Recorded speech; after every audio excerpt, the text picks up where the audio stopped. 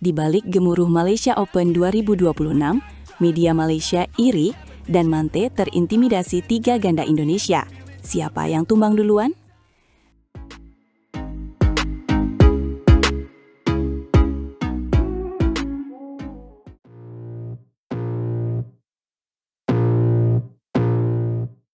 Bayangkan tuan rumah Malaysia Open 2026 justru merasa terintimidasi, bukan oleh raksasa Eropa, melainkan oleh 3 ganda putra Indonesia yang sama-sama keras kepala. Ya, media Malaysia menyorot itu. Bahkan ada nada media Malaysia iri, seolah tekanan psikologis sudah dimulai sebelum Axiata Arena dibuka dan lampu sorot dinyalakan. New Straits Times bahkan menyebut Man Wei Chong dan Kai Wunte harus siap masa sulit jika bertemu Sabah Reza, Fajar Fikri, atau Raymond Jokin. Padahal pasangan ini pilar penting Malaysia, anak asuh Heri Iman Pirngadi alias Heri IP, dengan reputasi ganda putra paling menjanjikan. Musim lalu mereka mengangkat gelar Indonesia Masters dan Malaysia Masters, lalu menembus BWF World Tour Finals 2025. Tetapi akhir tahun itu mereka tersendat. Beberapa kekalahan mengejutkan membuat rasa percaya diri sedikit goyah menjelang BWF Super 1000 ini. Menariknya, NST menilai justru Indonesia yang paling membuat mereka gelisah, lebih dari Korea Selatan, Cina, Jepang, atau Denmark. Konsistensi Sabar Karyaman Kutama dan Mohreza Pahlavi Isfahani, juga kematangan Fajar Alfian dan Muhammad Sohibul Fikri, dianggap mengganggu. Belum lagi duet muda Raymond Indra dan Nicolaus Jokin yang sempat menjatuhkan Mante di Australian Open 2025. Ketika media mengulang kisah itu, efeknya seperti alarm, mengingatkan bahwa kejutan bisa datang dari siapa saja di Bagan. Mante memang pernah menaklukkan Fajar Fikri pada perempat final Hilo Open 2025, tetapi kemenangan itu justru langka. Wei Chong mengaku mereka sering kalah dari pasangan Indonesia, gaya main mirip, namun konsistensi lawan lebih rapi dan tahan lama. Ucapannya sederhana, namun terasa tajam, karena mengakui ada celah yang masih perlu ditutup sebelum Malaysia Open 2026. Bagian awal menempatkan mereka di pool berbeda, tetapi potensi bertemu di babak puncak membuat tekanan semakin menumpuk. Disinilah drama terasa. Tuan rumah punya target, tetapi musuh yang paling mengintimidasi justru datang dari tetangga dekat. Bayangkan arena penuh dukungan, namun di kepala mereka terbayang rally panjang ala Indonesia, dengan tempo cepat dan sabar menunggu celah. Sabah Reza sering membuat lawan frustasi dengan pertahanan ulet, sedangkan Fajar Fikri membawa ledakan serangan dan pengalaman besar. Raymond Jokin menambah bumbu muda yang nekat, memberi warna kejutan, seolah semua tiket aman pun tiba-tiba bisa hangus. Wei Chong mencoba menenangkan, katanya peringkat hanya angka, siapa tampil lebih baik di turnamen ini akan menang. Namun justru itu yang menambah tensi, karena Malaysia Open 2026 menjadi panggung pembuktian, bukan sekedar hitung-hitungan. Bagi Indonesia, 3 ganda itu membawa misi berbeda. Sabah Reza ingin terus naik, Fajar Fikri mencari konsistensi, Raymond Jokin ingin validasi. Bagi Mante, misi mereka lebih sederhana, mematahkan rasa terintimidasi dan mengubah narasi media menjadi energi dukungan. Mereka latihan keras di bawah Heri IP, pelatih yang juga melatih banyak ganda Indonesia. Ironi yang terasa seperti duel cermin. Setiap sesi sparring bisa jadi simulasi, karena gaya main Indonesia dikenal sabar, rally panjang, dan tiba-tiba meledak. Saat jadwal menyebut 6 hingga 11 Januari, tekanan jadwal itu terasa, apalagi pembuka musim selalu penuh kejutan. Jika tersandung awal, mimpi tuan rumah bisa runtuh, sementara Indonesia justru menambah kekuatan psikologis sejak laga pertama. Tidak heran media menyorot kata intimidasi, karena ini bukan cuma soal teknik, melainkan soal mental di depan publik sendiri.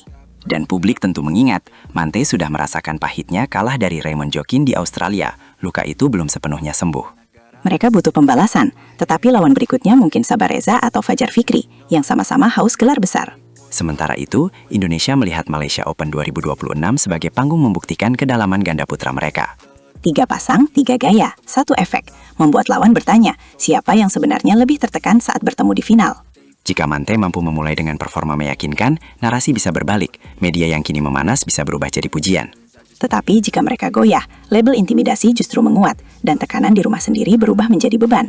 Inilah makna cerita Malaysia Open 2026, duel gengsi antara tetangga yang saling mengenal hingga detail kecil.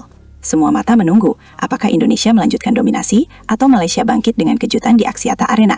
Satu hal jelas, Wei Chong tidak ingin lagi mengaku kalah konsistensi, ia ingin membalik cerita dengan performa bersih. Kita akan melihat apakah janji persiapan maksimal cukup, atau Indonesia kembali menancapkan bayang-bayang intimidasi. Jadi, siapkah Mante menghadapi bayangan Indonesia atau justru Indonesia yang harus menahan tekanan tuan rumah? Apapun hasilnya, Malaysia Open 2026 sudah jadi panggung drama, bahkan sebelum pertandingan dimulai. Dan itulah alasan kita wajib menonton, karena duel ini lebih dari skor. Ini pertarungan mental, reputasi, dan kebanggaan.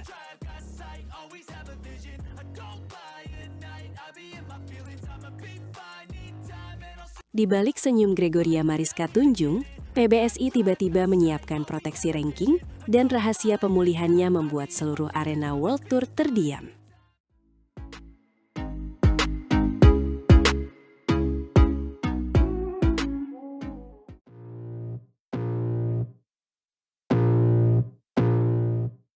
Kita harus bahas kabar yang bikin dunia bulu tangkis mendadak senyap, tentang Gregoria Mariska Tunjung dan keputusan proteksi ranking dari PBSI yang mengejutkan banyak pihak.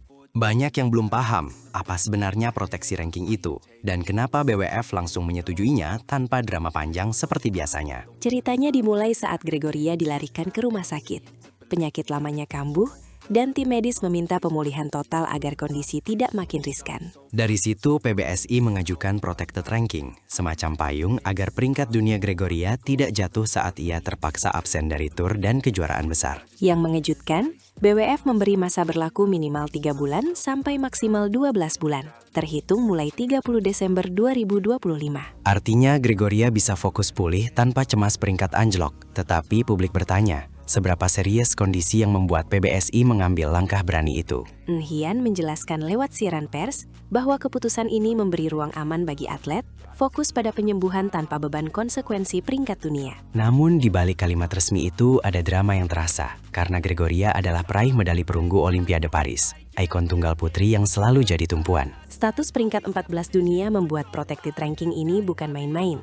Karena itu, tiket kembali ke panggung elit tanpa harus merangkak dari bawah. Dengan status itu, ia tetap bisa mendaftar ke turnamen besar kapanpun sembuh, seolah ia tidak pernah pergi, meski tubuhnya sedang dipaksa berhenti. Sayangnya, kalender Januari melaju tanpa dirinya, termasuk Malaysia Open World Tour Final 1000 yang biasanya jadi ajang pembuktian awal musim. Lalu India Open World Tour Super 750, Indonesia Masters World Tour Super 500, serta Thailand Masters World Tour Super 300. Di dalam pelatnas, keputusan ini juga mengubah pola latihan, karena tim harus menyiapkan program rehabilitasi, terapi fisik, dan monitoring harian yang ketat. Mereka tidak hanya menunggu, karena setiap minggu ada evaluasi, melihat apakah Gregoria mampu memegang raket tanpa nyeri, dan apakah stamina kembali stabil. Sejumlah turnamen yang ia lewatkan sebenarnya menjadi panggung poin penting, sehingga protected ranking menjadi jembatan agar ia tidak tenggelam di klasemen. Bagi Gregoria, ini semacam napas tambahan, tetapi sekaligus tekanan, karena publik berharap comeback instan seolah cedera bisa dihapus begitu saja. Di sisi lain, PBSI juga harus menjelaskan kepada sponsor dan pendukung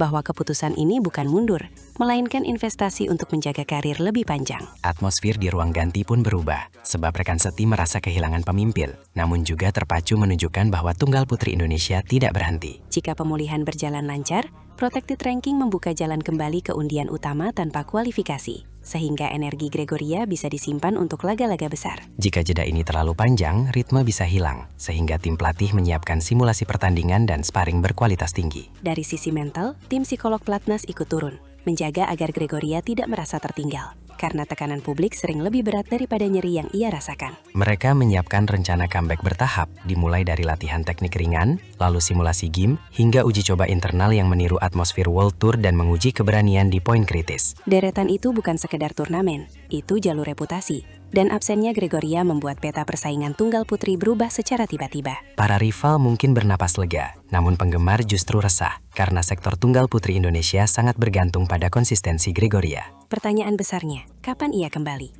Dan apakah proteksi ranking cukup melindungi ritme bertanding yang biasanya dibangun dari laga demi laga? Secara aturan, protected ranking membantu masuk undian utama, tetapi tidak bisa menggantikan ketajaman yang selama ini ditempa lewat tekanan pertandingan. Itulah dilema PBSI, menjaga kesehatan atlet versus menjaga momentum. Karena jadwal padat kerap membuat pebulu tangkis kesulitan berhenti. Mereka memilih kesehatan, tetapi di balik layar mereka harus menata strategi pengganti untuk World Tour agar bendera Indonesia tetap berkibar. Nama-nama muda bisa naik, namun tekanan publik tinggi, karena Gregoria sudah menjadi simbol. dan setiap kekosongan memicu pertanyaan besar. Bahkan muncul spekulasi tentang penyakit lamanya, tetapi PBSI menahan detail demi privasi, supaya pemulihan tidak berubah jadi tontonan. Yang jelas, Gregoria dikenal petarung, dan selama ini selalu kembali lebih kuat.